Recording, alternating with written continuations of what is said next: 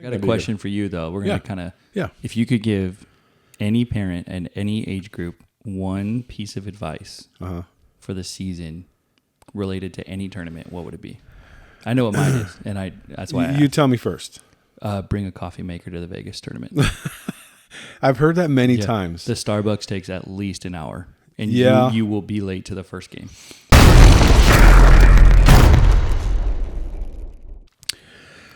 All right, Mr. Chip, how you doing, sir? We're back at it again. Yeah, I'm doing well, thanks. Thanks for having me. Having you, you're a part of this thing. I know. I don't think I can. Still, you host us here in your studio, in our wonderful studio. Yeah. And you know what? We're having so much success. I'm upgrading the studio. We're going to a bigger, nicer place. We'll show everybody. We'll tell everybody later. Mm-hmm. But thank you, everybody that's watching. So I think today I've kind of had a few requests on, the volleyball tryout aftermath. So I don't know. I think we just have a kind of conversation with, everybody about what happens after tryouts, whether you made a team or didn't make a team. And I'll put it out there to see, to let everybody know kind of what I'm thinking for the kids that don't make it and that kind of stuff. So, what do you think? What's going on in your mind? Well, I'm exhausted, honestly. I mean, I'm still dealing with You're exhausted. I know. Yeah. You're dealing with a lot for sure. But it was like one of those, it's just like a physical and like emotional and mental kind of day, right? Especially for the coaches. We got there, 7:30 in the morning, some of us earlier. Yeah. And then we were there till the very end, like 5:30, closing everything down. So, full day of volleyball with coaching and evaluating and, running clinics and running the tryout, So it was a 2-month setup just before with clinics and prepping everybody. And, for me, administratively, getting the coaches set and setting up. We're getting a new website again. By the time this comes out, I think, it's going to release tomorrow, the 1st. So dealing with the new website, dealing with new application process for the clinics, and it was just a lot. But we made it, and we started at 7:30. I think the last email I sent, Saturday night, the 26th of tryouts. I think the last email I sent, like in communicating back and forth with parents, was like at 2:30 a.m. So wow. There was kids waiting just for an answer. Which is great though, because we said 12 hours. I said 12, but it's a lot. Yeah, trying to get 100 literally 100 kids onto teams. So roughly what's 14 times 7, right? Is it 98? 98, yeah. So we 7 teams full of 14. Some had 15. So we're close to 100 kids, and I'm trying to get them all situated in 12 hours. That's crazy. It's tough. It's a lot. You don't realize how much time it takes. So yeah. But even now, all the invitations, all the offers are out. Mm-hmm. It's still, you still have to pay the deposit and secure your spot and that kind of stuff. And you could lose it. Nobody so far has, but I think I have a few waiting, but we'll get there. Yeah. We'll get there. Yeah. So it's a long process. It is, and it's a lot for the club and the admin, but for the families and the kids, they come in and work for 2 hours. Sometimes they go to multiple tryouts on the same day. Yeah. They got to weigh their choices too. There's just, there's definitely an emotional toll that goes into it for everybody. Any surprises? So let's talk about each age group. So the 15s, were there any surprises that first? It was, for me, I know I asked questions. Sorry, I'm going to go first.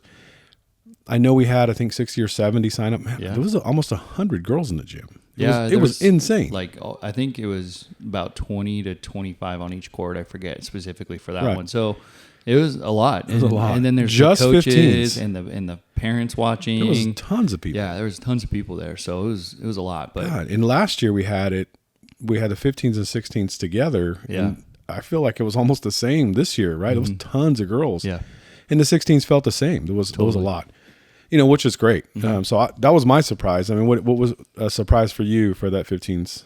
I tried to go into it with a really open mind and not have any sort of preconceived notions. So I didn't really have any like major surprises other than just like the sheer amount of bodies in the gym. It was 70 plus kids working and on 3 courts, their parents watching, coaches. It was a lot. There was a lot going on that first tryout, first few tryouts. Yeah. I was running back and forth and talking to girls and talking to coaches and running back to the front. And of course, my little internet box went out, and I told you run to the front and get that fixed. And we did. We get it done, but just so many things happening all at once. And I'm literally looking at parents. I'm like, man, I'm getting all my steps in, wondering why I'm so chubby, right? So just running up and down. But it was good. So then we had a meeting, beforehand, and I was talking to you guys, and we all agreed, keep an open mind, even though you've seen some of the girls at clinics or whatever, give everybody a fair opportunity, and I think for the most part, everything was as good as it can be. I think it went pretty smooth. I agree. Yeah, it was smooth. We set a good expectation, I feel like, as far as communication goes, and I think we exceeded that for sure. Yeah. And I know that we're still trying to make some decisions and all of that kind of stuff. There's a lot that goes into that. I don't know if we want to touch on that at all, as far as, players that do make it, players that don't make it, those kinds of things too. Yeah, we'll touch on that a little bit. But first, I want to get to the 17s and 18s. Okay.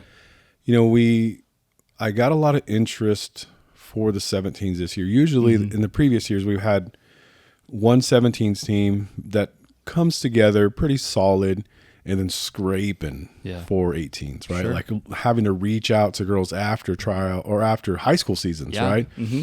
Hey, do you want to play? And we get it. Seniors are busy. It's hard to get an 18s team, especially in our small community. Totally. We had to make cuts this year. Yeah. For first time ever. Yeah. I mean, it's unfortunate. Totally. It's unfortunate. But, from the club standpoint, we have gotten that big to where we had to cut 18s. Yeah. And we could offer a practice team for 18s, but nobody's going to do that. Sure. Not as an 18-year-old, right? And they could, and it's an offer. And if you're hearing this, and if you want to be on a practice team and you're 18, absolutely, email me, totally. Right? Yeah. So it makes more sense to say, hey, thank you, we appreciate it. You didn't make the team, unfortunately, and sort of like that. But I'm pretty excited to have all those 18-year-olds come out and want to continue and play, and our goal is to get them all into college. And I'm pretty sure the 14 that we kept, they're all gung-ho about college, right? Yeah. I mean, I sent a few of their Instagrams to a coach that I know. Good. So, we're getting that ball rolling already. But perfect. Yeah. Perfect. And then 17s, because of that kind of demand with the Phoenix 16s and the Maverick 16s, all those girls wanting to continue to 17s again this year. Yeah. For the first time, we had two 17s teams this year. Both pretty stacked. I'm excited. My team's going to be good.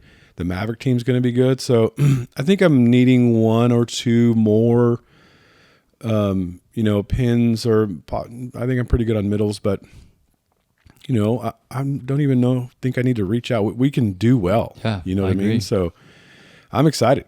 I'm just super excited to continue and go and grow. I can't wait to have this conversation next year when we're talking to see what happens, right? Yeah, because we're over here talking about 18s, first time we've been able to fill a team and then some. Right. We have two 17s teams that are pretty competitive. Two 17s, two 16s, and these are both, we don't call them ones and twos, sure. Right?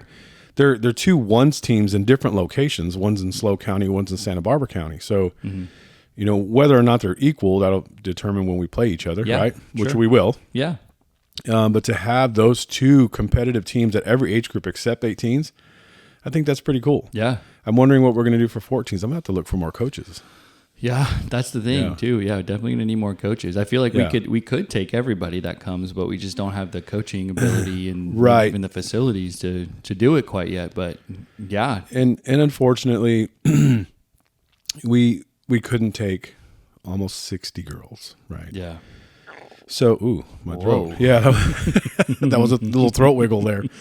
And I know it was 60 because I just sent an email out today for parents interested in possibly being on a practice team, which will be run by my club girls at Cal Poly. Great.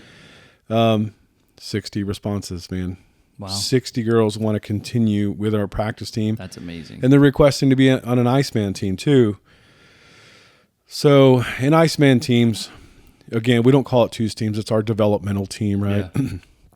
But, for that kind of team, you need a strong coach. Oh, yeah, absolutely. Because we don't we don't want to just, put girls out there and just guess what they're doing. We want to develop these girls to get them into Maverick or Phoenix teams, right? So I think that's a mistake that a lot of like programs, whether it's club or high school, don't really realize. It's like your top coaches can't always be on the 18s or 100%. The older or the varsity team. Like you need quality coaching from the very youngest, most inexperienced team all the way up. That's how you build a program. Right, and your farm system. Yeah, exactly. So to be able to have some quality people and those quality people having a volleyball background and knowing what they're talking about is going to be huge for those Iceman teams. Right.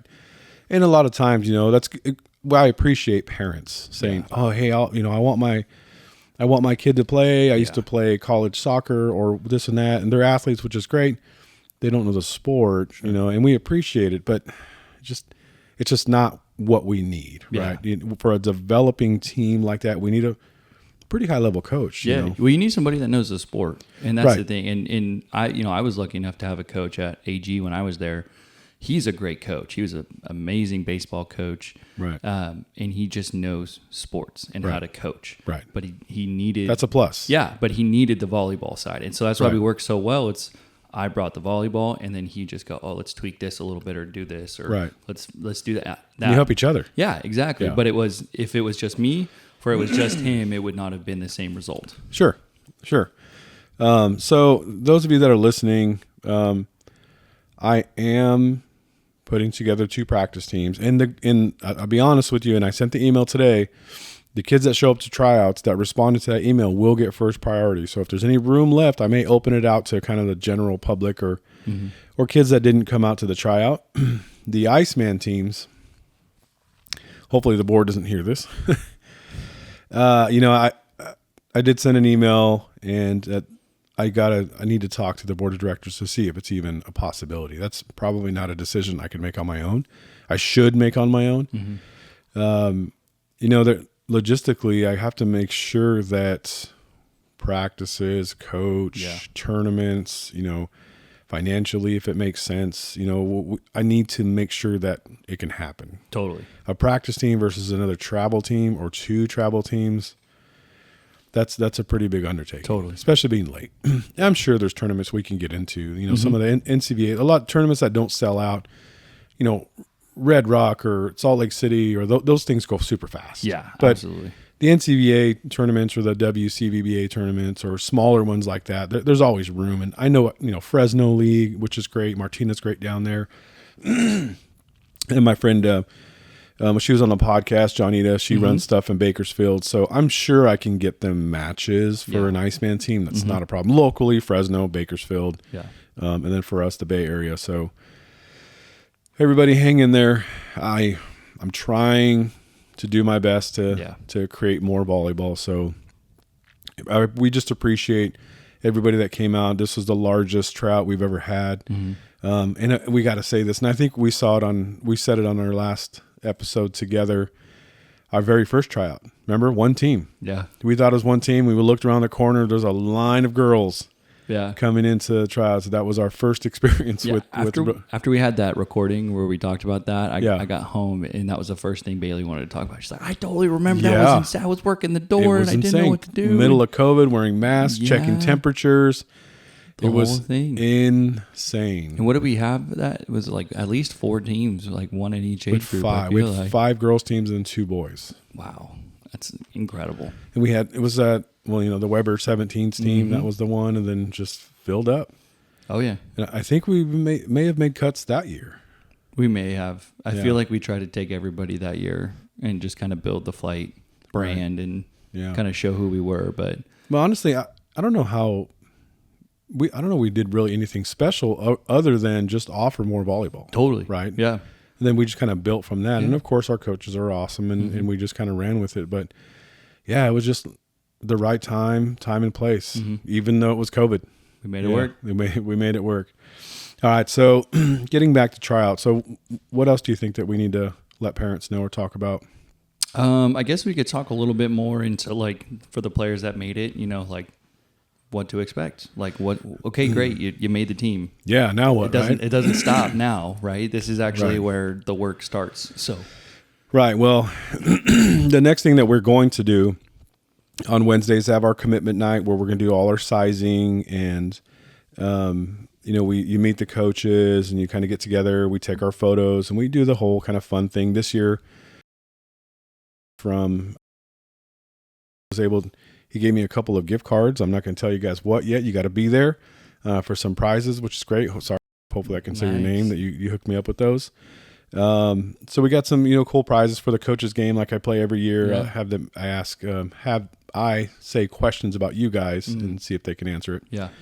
And then we have a special guest coming in on some mental health training. She's bringing these, not diaries, but journals to help. And she's amazing. It's a nationally recognized company, and she's actually flying in to do this presentation and training for the coaches and the players and the parents. Amazing.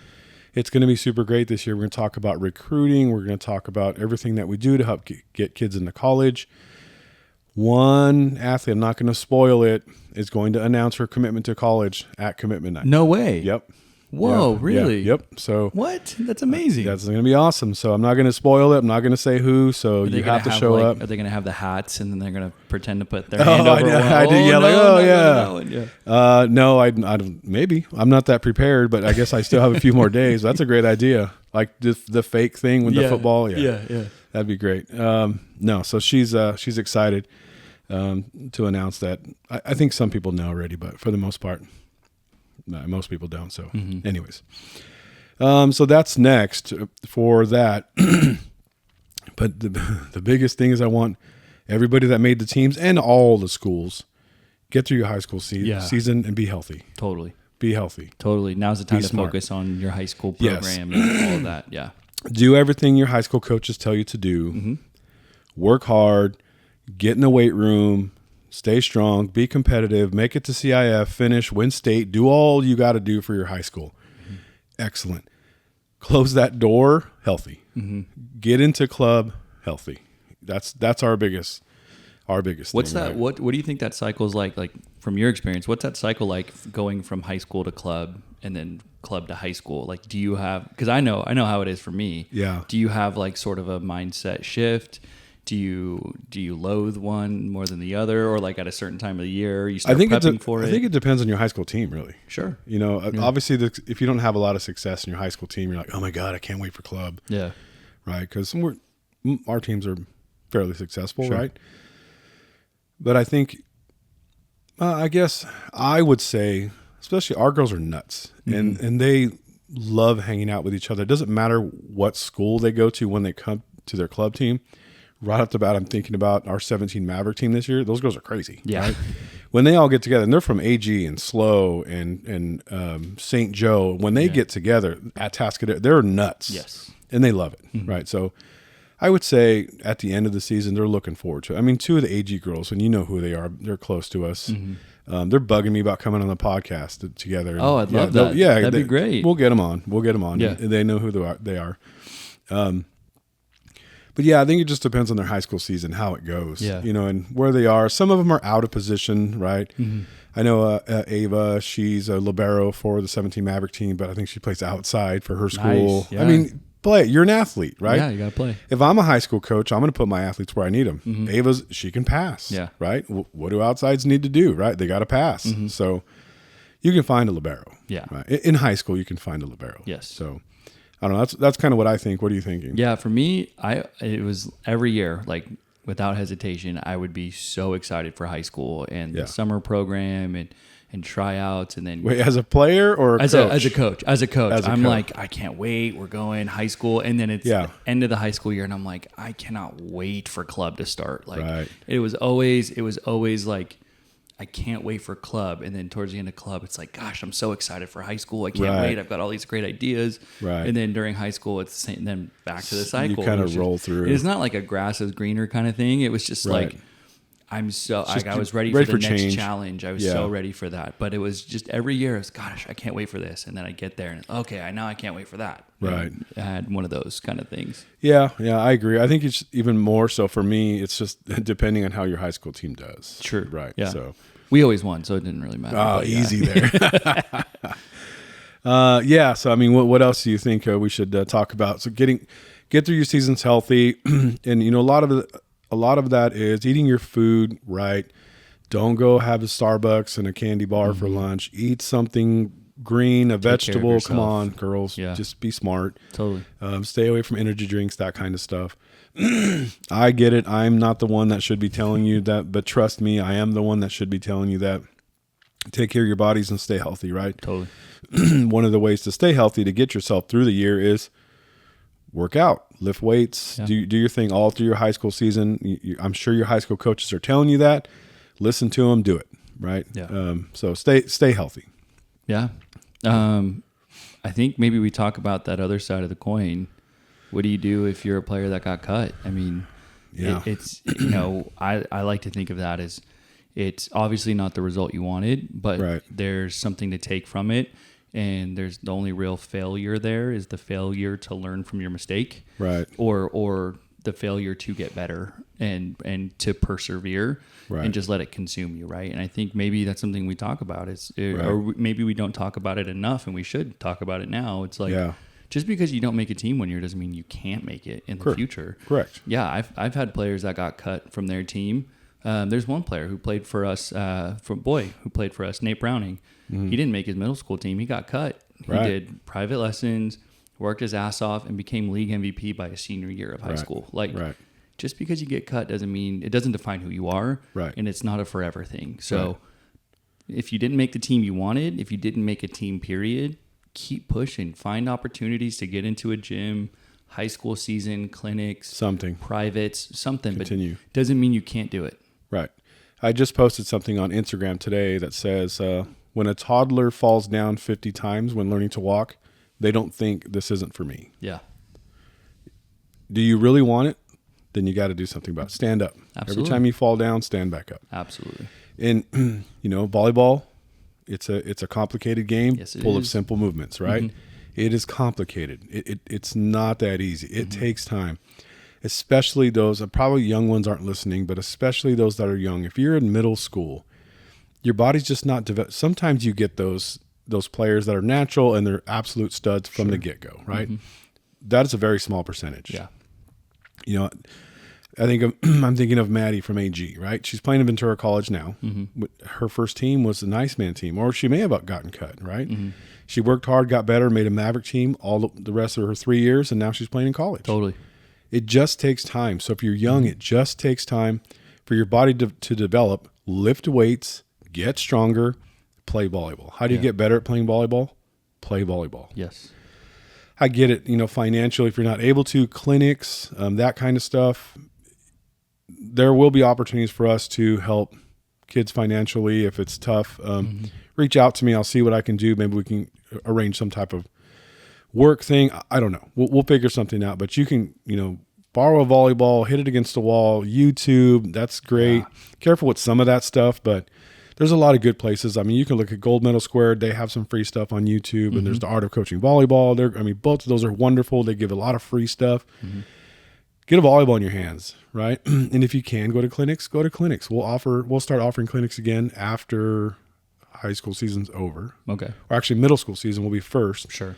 We'll start the middle school clinics, and then we'll start the middle school teams and all that stuff. So we'll do our best to continue it for everybody, make it accessible, excuse me, in South County and in North County. But like you said, just don't give up. Yeah. Just when you fall down, stand up. Yeah. You know, that's really all I can say on that, you know. And what else do you have on that? I just, you know, again, like, doesn't define who you are as a person. Right. And I think that it's really easy to just get really down and do some maybe negative self-reflecting about where you are as a player. Oh, I didn't make the team. It's, you know, like to your point, sometimes people are just late bloomers and they need another year or two compared to everyone else. And, you know, if you give up now, you'll never know. Right. But I think, just it's an unfortunate thing, but you can turn the negative into a positive if you continue to be positive. And sometimes you have young, older age. So what I mean by that, what I'm trying to say is you could have a sophomore that's eligible for 15s that should be a freshman. So depending on when you start school, because we had multiple girls that were sophomores that attempted to try to play down because they're young for their grade. Yeah. So that's development too. So you're technically playing with older girls, even though they're in your grade. And that 1 year, when you're 15, 16 years old, that 1 year is huge. Yeah. I think the biggest change in years from the 14s to the 15s. Yeah. So that's just huge. I would say that from 8th grade to 10th grade is the most massive jump. Yeah. In skill, in speed, in everything when it comes to our sport of volleyball. Right. And we were just talking earlier about, the 13s and kind of your game plan where you're saying developing at a young age and then getting from 15 to 16, start working on tempo, getting speed. Yeah. Now you're getting stronger, the ball gets set faster, you swing fast and harder, and, everything's quicker, right? So you have to be strong enough. You got to be able to whip that arm quick enough, right? You got to be able to push that ball fast enough and, see the ball, look through the net, and also develop mentally. Volleyball IQ is huge. You're looking through the net, moving before the play happens, make a read and move. And it's tough to do that when you're 13 years old, 14 years old, 15 years old, right? So yeah. All right. So what else can we talk about? Let's talk about the parents and their role that they have in this, right? I mean, we talk about the kids a lot, and the kids are the ones sweating and on the court, but the parents put in a lot of work too, right? They, their journey is also just beginning. For sure. And kids, the first thing I'll say is I'm sticking up for you parents. Say thank you for everything. Yeah. Whether you made a team or not, parents, you're just supporting your kids in a program. And I will tell you, club volleyball, it's tough. If your kid is one of the lucky ones to make, a flight academy team or another club team, they're the lucky ones. Totally. Like, just not everybody gets in, right? Yeah. If your kid did not, don't panic. There'll be a time. They'll have their time if they stick with it, right? You got to work hard. You have to work hard and you have to want it. So if your kid got cut, don't let them give up. Keep pushing them.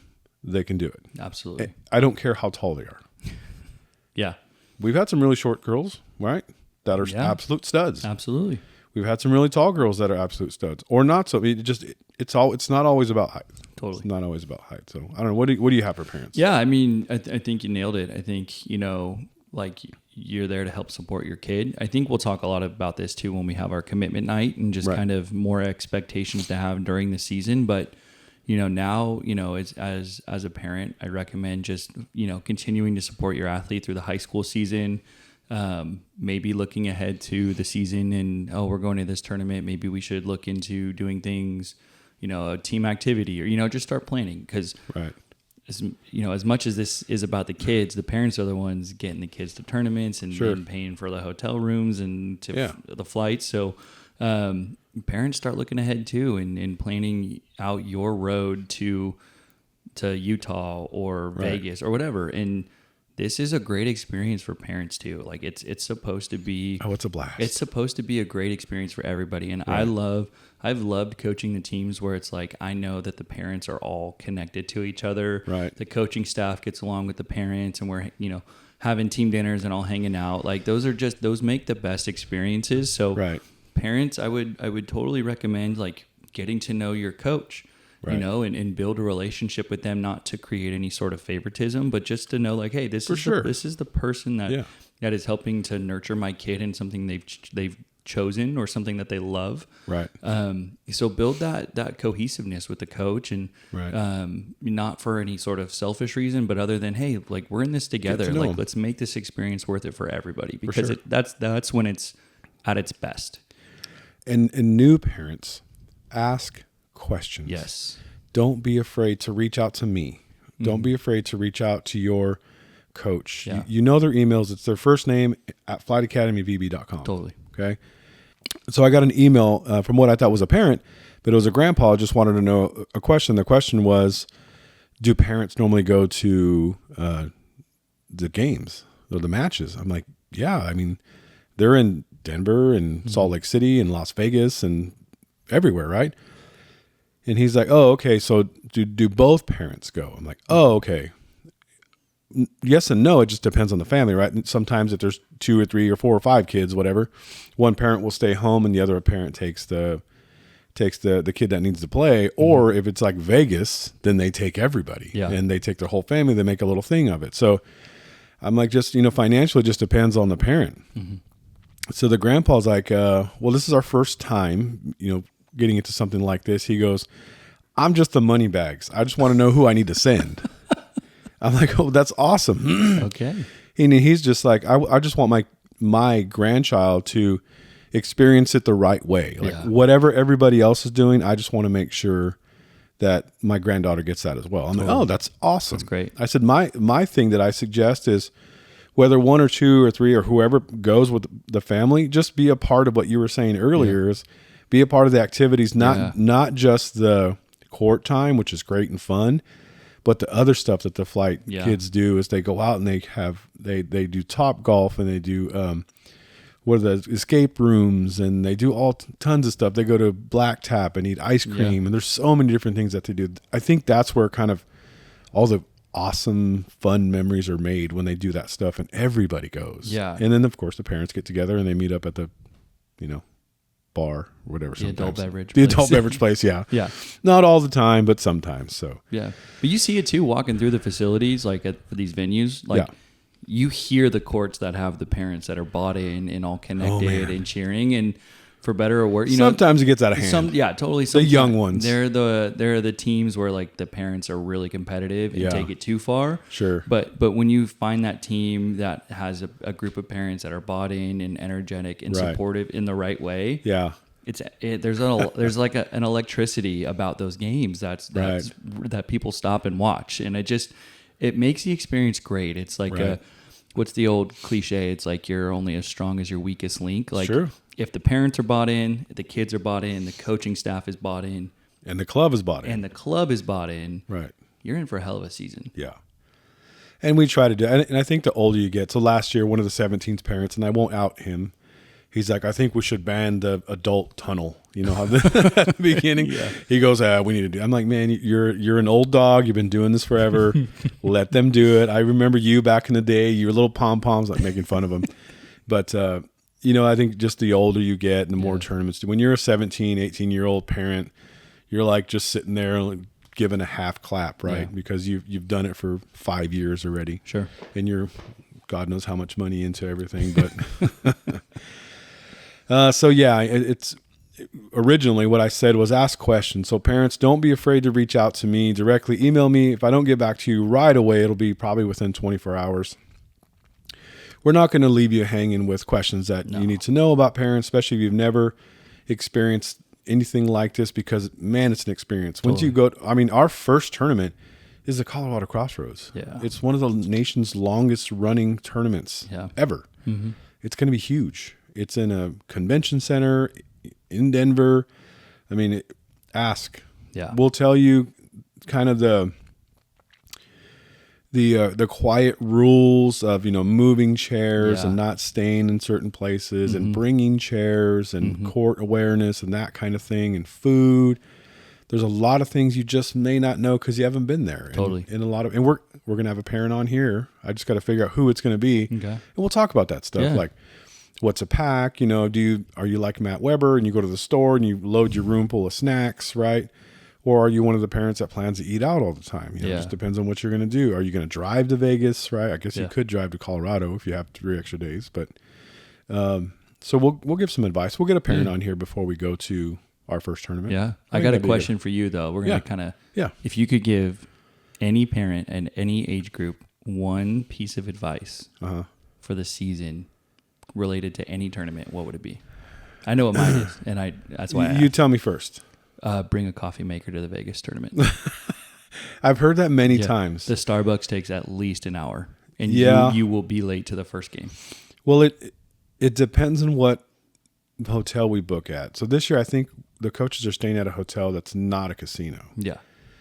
So they may have coffee makers. I don't know if it's a Vegas rule. They want you to buy everything. Bring one. They don't bring one anyways, right? Bring one so you don't have to rely on somebody else to get coffee. If you're a coffee drinker and you go to Vegas and you stay in a casino, but whether or not, bring a coffee maker. I can't tell you the amount of times I've seen 14-year-old and 15-year-old parents who are new, right? Or even some parents that have done this for a while who don't realize that it takes at least an hour to get through the Starbucks line near the convention center. They're like, oh, well, we'll just go to one in the lobby at the hotel. Right. That's even longer. Longer. Like bring your own. Everybody has the same idea. Yes.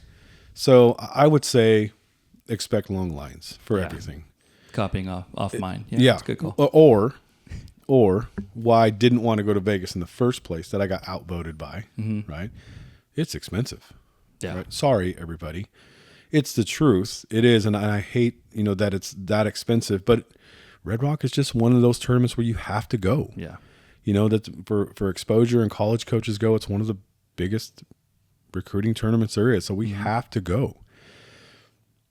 But everything is so expensive. Just win it on the blackjack table. Yeah. It'll be fine. Yeah. But everything I'm talking about, like food and and even taxi cab rides, they just boost everything up. We get hotel discounts for being a part of the tournament, so that's not too bad. But you can save money, if you drive, if you bring your own food, that kind of stuff.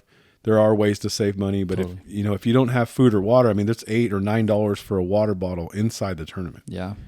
It was $22 for 3 little chicken strips and a little handful of fries. You know what I mean? Yeah. It's expensive. Or a chicken wrap is like $18. Yeah. It's expensive. Yeah. So, I got my ways around. I go to Vegas 6 to 8 times a year, I feel like. And that's not that much of an exaggeration. I'm going next week. Yeah, but you have family there. You're from there. Yeah. Like the ins and outs. And I got the tips and tricks. Yeah. I got your parents. And we've been there quite a bit together. And I don't know how many times I've been there for tournaments, but I'm just not a preparer. For me, I take care of all you guys. I got to make sure the coaches are set, and I just forget about me. But obviously, I eat, so that's fine. But yeah, there are ways you can save money, and yes, it is expensive. But you can go to these tournaments, all of them, and save money. There are ways. Cut some corners. Cut some corners. Bring a coffee maker, and we'll get a parent on here and get some we'll get an OG parent, maybe Jeanette on here because she's had 2 kids go all the way through the program. She's got 1 in now, and. She'll be good. Yeah. Yeah, she'll be good. Might have to get the bleep button, but yeah. Yeah. We got a Jeanette beep. Yeah. But that would be fun. So yeah, I just plan on, I think your costs, right? Yeah. Know your budgets. Yeah. That would be my advice. Know your budgets. And that kind of goes into the point we were talking, like plan ahead. Like, hey, we're going to Colorado, we're going to Utah, we're going to Vegas. Hey, I've got, grandma, grandpa, aunt and uncle, right, that lives there. It'd be great to have dinner with them, and that's probably cheaper than going out to wherever, so don't wait till the last minute to plan. Look ahead, come up with a great game plan. Even if you're not wanting to be a team parent, be involved in the organization of the team, and that way it just makes it better for everybody. Right. Yeah, I agree. All right, so parents, what else? What should we tell parents? And we'll get more in depth to everybody on that kind of stuff. We're just barely touching on that. So maybe we'll have a full episode on just we should. Going to tournaments. Totally. Yeah. So we got you. Prepare for the season. This is, just kind of the aftermath of the tryouts. I mean, we hit on the kids and that did make teams, what to expect. The kids that didn't make teams, kind of, hey, push yourself, and there's definitely opportunities for you in the future. Right. I mean, we kind of touched on everybody, I feel like, when it comes to the aftermath, the craziness that follows the tryouts. We kind of hit parents, players that made it, players that didn't make it. Yeah. Coaches, they can figure it out. The other guys. They got it. Yeah. Well, all of our coaches are OGs, and even Abby being new, but she's been club for years, and she knows she's been through it all. So. Yeah, totally. It's not a shocker to her, even though she's a first-year coach, but she's been in second-year, first-year club coach, second-year, but she's been around it enough to know what to expect. So, and she's had me for a coach, so she's had it rough. Yeah, so she's seen it at its worst. She's seen it at its worst, so she knows what not to do. Yeah. Parents, players, again, reach out. Don't be afraid to ask us questions. Give us podcast topic suggestions. What do you want to know? That's the main reason why we're doing this, is to give, I guess, first, Flight Academy parents and players information, but anybody else too. Like if you're from, I don't know, New York and you're watching this, what do you got? Yeah. I know there's it's kind of, there's some funny parts to it. On Facebook, there's these, groups, and the best one is the volleyball moms. It's wonderful. I've seen those videos. But there's rants and raves, and those are the best ones. A lot of times when I read that, how true the rant or the rave is, I don't know. But it makes me really appreciate Flight Academy. Yes. Because there are some clubs out there that just don't run maybe ethically, responsibly, and we're not perfect, but man, compared to some of these stories that I read, we're way better. We're way better. Absolutely. And I apologize, moms, if you're one of the ones that has that, for your kid.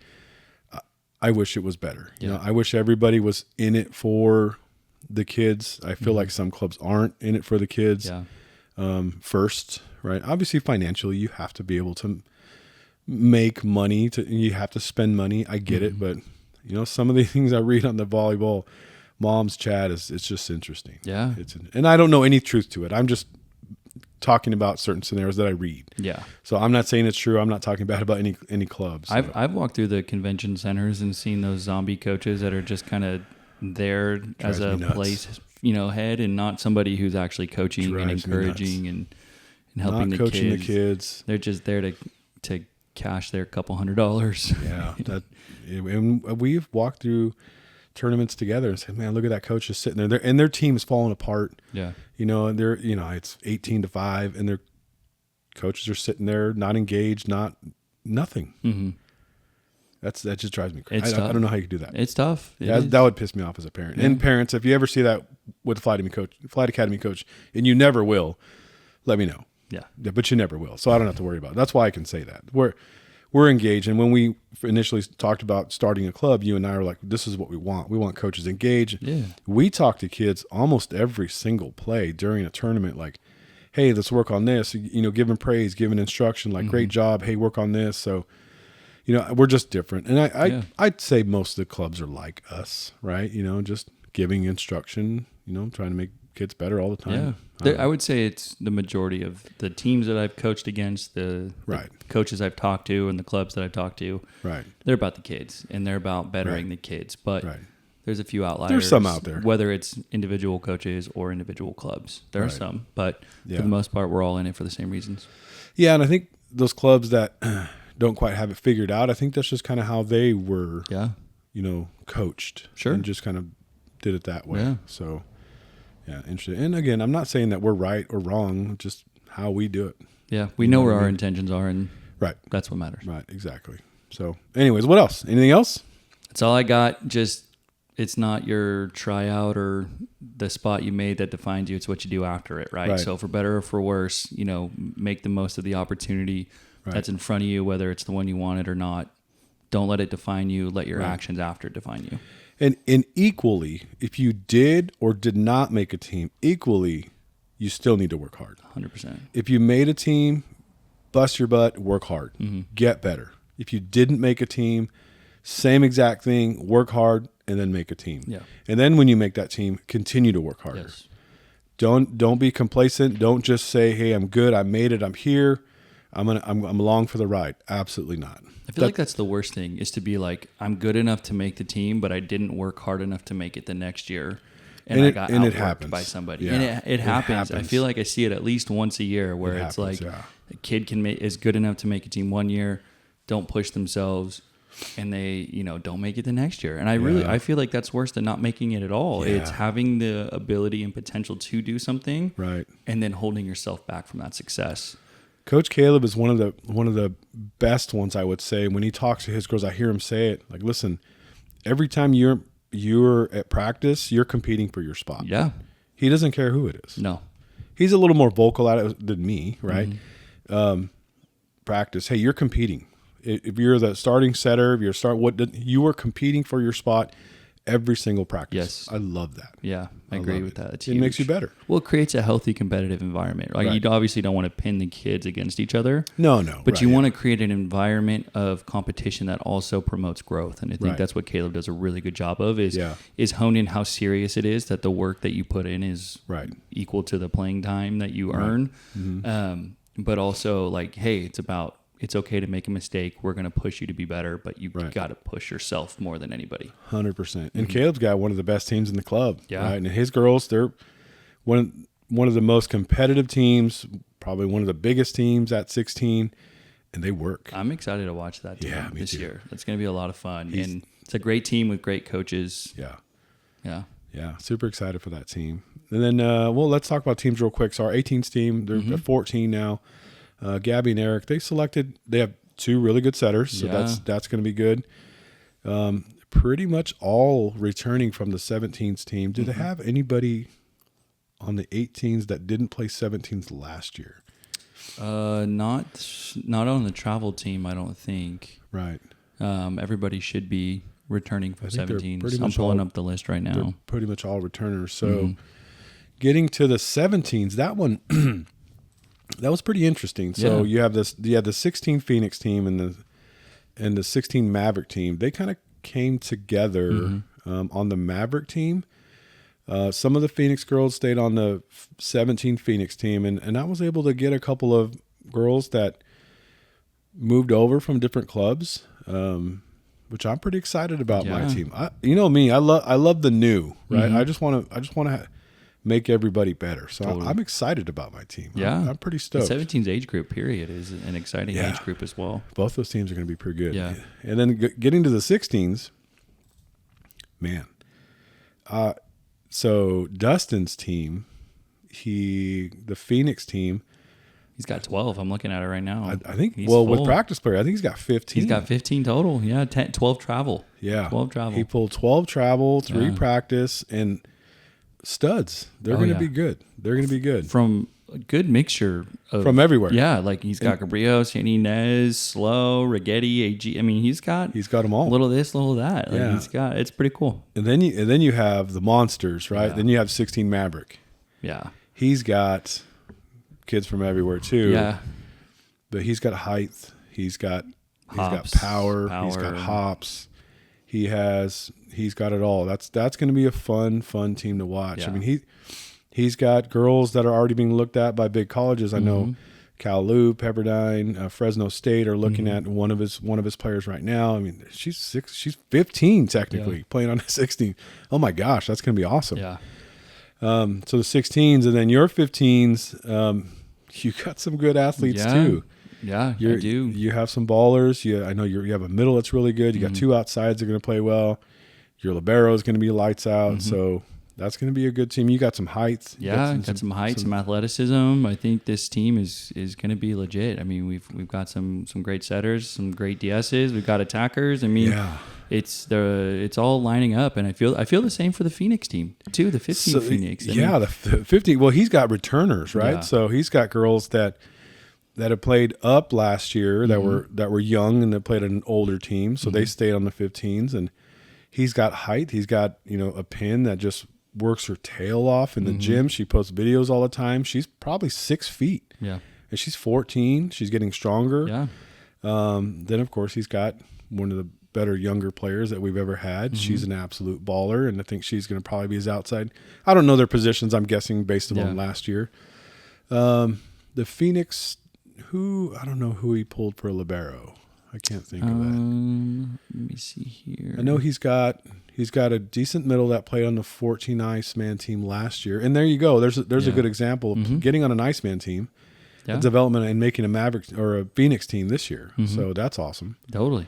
Yeah, I'm not seeing positions on this sheet, but he's got a solid 11. I'm looking at it now. I mean, he's stacked. Yeah, he's got some great pins and some good middles. I mean, I think both teams are really evenly balanced. Everybody's what it stacked. Looks like in that 15's age group. I'm gonna go out on a limb and say that my team's gonna be the best one, though. Yeah. Well, you have to say that. You're the coach. Yeah. No, I'm kind of joking, but yeah. Even though my team did beat yours last year. They did. We did. Yes. Yeah. Technically. I think we beat everybody. Technically, yeah. Did we do? Oh no, we were, and of course, even though it's flight, we still compete with each other because that's how we are. We were tied with Caleb. They beat us once. We beat them once, and then we played against each other in Santa Barbara. 1 match, 2 sets, and we split. Okay. So the defining match, we ended up just playing 2 sets. And that was it. Wow. So who won the tiebreaker in the all scrimmage tournament that we had between the 16s? Oh, I think you know the answer. You just want me to say it. Which team was that again? Oh, it was my team? Oh, was it? Yeah, it was your team. Oh, yeah. okay. So you won by tiebreaker, but the match itself. But we won. The tiebreaker. We finished first. You did. Okay. Yeah. Just wanted to make sure. I'll give you clear. that. But yeah. But head to head, we earned it. You don't have to give us anything. But we earned that. But head to head, you didn't beat us, so that's fine. Yeah, but we won. I mean, you could put it that way. We finished first, so that was by default. You finished second by default. Fine, whatever. So that's we compete. All right. Now I lost my train of thought where we were going. I was going to say something about one of the players, and now I just forgot what I was going to. We're talking 15 players and the Phoenix team, and how you thought your team was going to be. Yeah, I lost the best team in the club. It's obviously my team. That's right. Yeah, obviously your team. I lost it. It's okay. All right. Well, let's wrap up. Now we're rambling, and everybody's probably turning it off by now. So we're coming up to about an hour.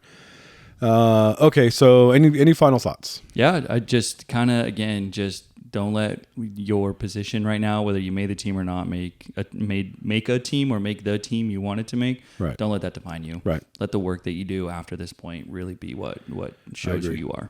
I agree. Keep working hard. Keep doing the right thing, just like we've said a few times on this episode. And yeah, we'll keep doing what we're doing. We'll keep doing what we're doing to help you.